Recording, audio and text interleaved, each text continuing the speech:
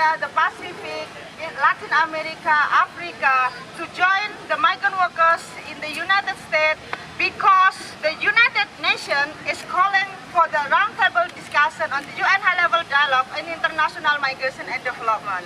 They are not talking migrant workers as if we are human beings. They are talking us as if we are commodity for export, as if we are slaves who can be used anytime, as if we are disposable item who can be disposed anytime when they don't need it.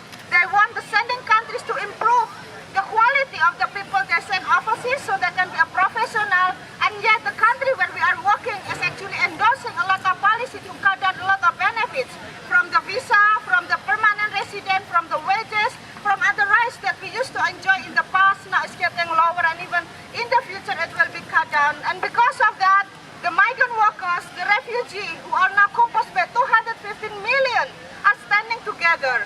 We cannot take and accept this treatment anymore because we are human and we are not slaves. We are not commodity for export. The UN, where it is a democratic body, international body, who should stand for the people, who should stand among the people and represent our aspiration, is now actually representing the employers, the corporation, even the elite like the US government. And because of that, the International Migrant Alliance was established in 2008. We are standing, we are opposing any policy, any attack to our rights and our welfare, and we are also organizing the Assembly of the Migrants and Refugees, and this is the 4th time we are having it in New York.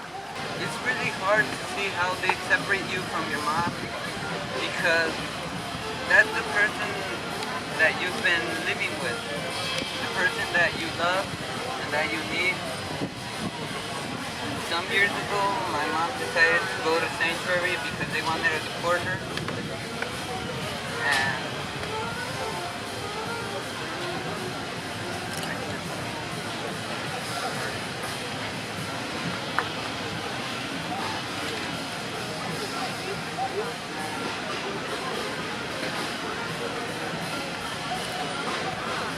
my mom went to Sanctuary 8 years ago.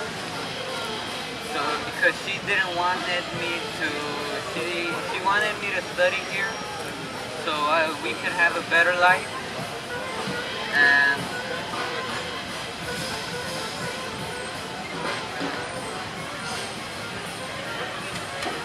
I was in a detention center for 2 weeks,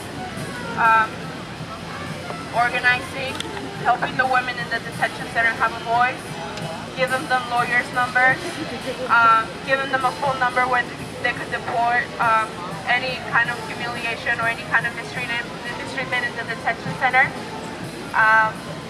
And I was put in solitary confinement for a week for doing that.